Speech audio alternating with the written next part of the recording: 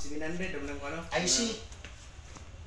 Ang tawag na sa IC, kining kuan, kining Hall effect. Hall effect ang tawag sa IC. Gwapo na kayo, gwapo yung kuan nga ang pag-detect mo na ani mo na. Dako kay explanation eh. Ang ano ni siya ang brush, mo naging yung brushless motor operation.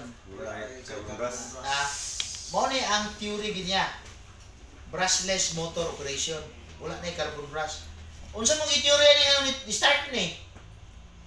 Magnet sir, magnetism. Magnetism. In short, pwede mo maglibog.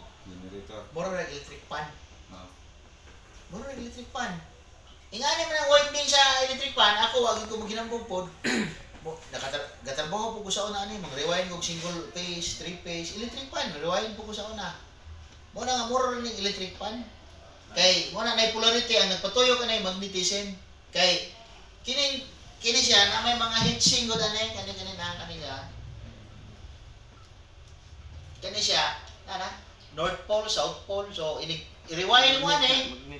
Lahi ang polarity. So mo na tuyok. Kumitay kani clockwise, inigabot ari nga slots, counter, clockwise, counter. So masuplayan nimo ni kuryente, tuyok mo na yung patuyok. Kuryente rin patuyok. Kuryente rin patuyok. Pila ray kuryente gamay ra kayo. So wala na siya starter, wala siya electric pan. Pero atong electric pan ganin na kuan kapasitor, starting kapasitor, nakikita og starting, napuntay running kapasitor.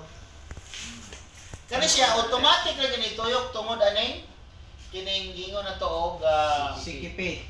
Dili paano na timing IC sir? Kani IC position sensor. Tanawa sensor SGC smart motor generator control unit. Ang bag-uron sir, lahi na rin sulod, mo na tayo sulod. Mo na sulod. Katong sa B1 sa una nga Aerox ug Inmax,